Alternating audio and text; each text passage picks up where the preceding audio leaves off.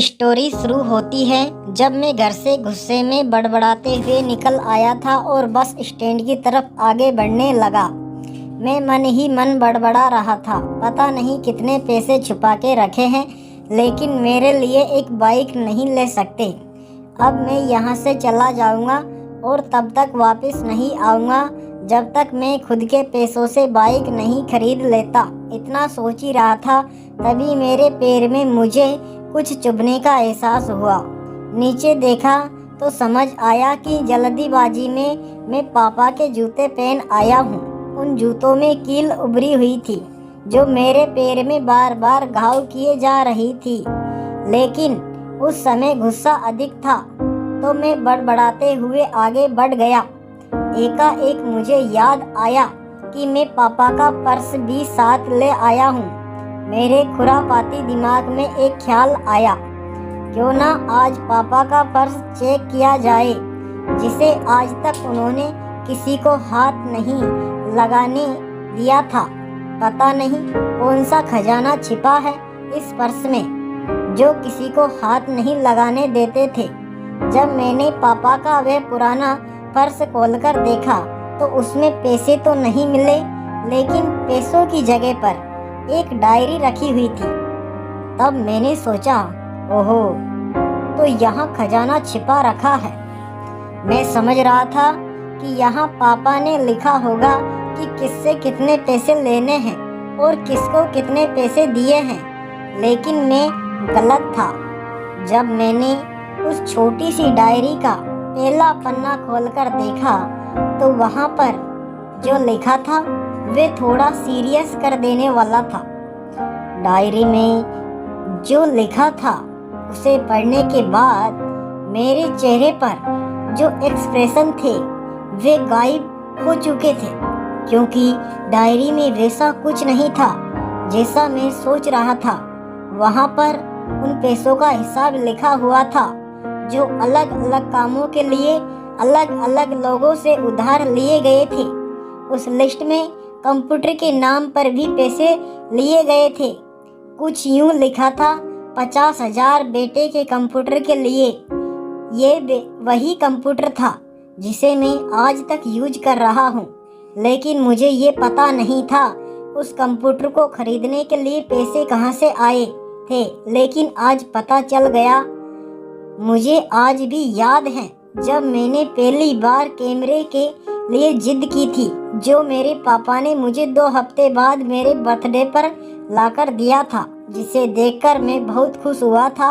और मुझे खुश देखकर मुझसे कहीं ज़्यादा अगर कोई खुश था तो वे मेरे पापा थे। अब मेरे चेहरे से गुस्सा एकदम गायब हो चुका था। जब मैंने आगे का पन्ना पलटा तो वहाँ पर कुछ विशेष इच्छाएं लिखी हुई थी। पहली जो विश थी उसमें जो लिखा हुआ था, अच्छे जूते पहनना। ये बात मेरी कुछ समझ नहीं आई। तभी मेरा पाँव अचानक सड़क पर भरे हुए पानी पर जा पड़ा और तभी मेरे पाँव में कुछ गीलापन होने का एहसास हुआ। जब मैंने जूता उतार कर देखा तो उसका तला टूटा हुआ था। ये देखकर मुझे डायरी में लिखी बात याद आ गई। तभी मुझे पापा की कई बातें भी याद आ रही थी कि कैसी माँ कहती थी, माँ जब कहा करती थी पापा से, अब तो जूते पुराने हो गए हैं, ले लीजिए, तो पापा अक्सर ये कहकर टाल दिया करते थे, जूते अभी और चलेंगे, अभी कुछ दिन पहले तो लिए थे। मुझे आज समझ आ रहा है कि कितने दिन और चलेंगे। साथ ही साथ ये भी समझ में आ रहा था कि पापा पर्स को क्यों छुपाकर रखते थे। तभी उस डायरी को पढ़ते हुए बस स्टैंड पर पड़ी बेंच पर आकर बैठ गया। अब उस डायरी का आखिरी पन्ना बचा हुआ था। उस पन्ने को जब मैंने पलट कर देखा तो वहाँ कल की डेट लिखी हुई थी। तारीख के नीचे लिखा हुआ था 50,000 रुपये बाइक के लिए। बस इतना पढ़ा और दिमाग सन रह गया। मेरे मन में कोई शिकवा गिला नहीं बचा था, बस मेरी आंखों से आंसू चले जा रहे थे। मुझे आज तक नहीं पता था तब मैं क्यों रोए जा रहा हूँ। अब मैं जल्दी से घर की तरफ भागा, लेकिन जूतों की वह कील पाँव में अब तक घाव बनाने में कामयाब हो चुकी थी। मैंने जूतों को रास्ते में ही निकालकर फेंक दिया और भागते लड़खड़ाते हुए घर जा पहुंचा, लेकिन पापा घर पर नहीं थे। मैं समझ गया वे कहाँ थे। मैं सीधा पास वाली बाइक एजेंसी की तरफ भागा। पता नहीं आज कहाँ से इतनी ताकत आ गई थी कि मैं भागते हुए थक नहीं रहा था, और वे भी बिना जूतों के नंगे पैर। जैसे तैसे मैं बाइक एजेंसी पर पहुंचा। पापा वहीं थे। मैंने पापा को दौड़कर गले लगा लिया और मेरी आंखों से आंसू रुकने का नाम ही नहीं ले रहे थे। पापा को समझ नहीं पा रहे थे आखिर हो क्या रहा है, मैं क्यों रो रहा हूँ। मैंने पापा से कहा, पापा मुझे मोटरसाइकिल नहीं चाहिए, आप अपने लिए जूते ले लीजिए। अब आज से मैं जो भी करूँगा अपनी मेहनत से अपने बलबूते पर पढ़कर करूँगा। दोस्तों, बस इतनी सी थी ये कहानी। आपका अपना दोस्त लोकेश सैनी। ये हार्ट टचिंग स्टोरी लिखते हुए आज मेरी भी आंखें नम हुई है। मैं आज आपसे कहना चाहूँगा, ठीक ऐसे ही होते हैं हमारे पिता। हम अक्सर देखते हैं कि हम अपनी माँ से हर बात शेयर करते हैं और माँ भी इसके बदले में हमें बहुत प्यार देती है। लेकिन एक शख्स ऐसा भी होता है जो हमें छुपकर प्यार करता है, वे होते हैं हमारे पिता।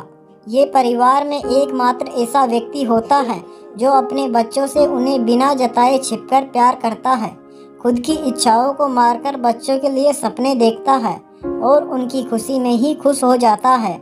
मुझे नहीं पता कि आप अपने पेरेंट्स की इज्जत करते हो या नहीं, लेकिन अगर आपके पास पेरेंट्स हैं तो आप बहुत खुश नसीब हो, क्योंकि इस दुनिया में बहुत से लोगों को तो पेरेंट्स का प्यार भी नसीब नहीं होता। अतः मैं यही कहना चाहूँगा कि माँ बाप की भावनाओं का सम्मान करें। जय हिंद साथियों।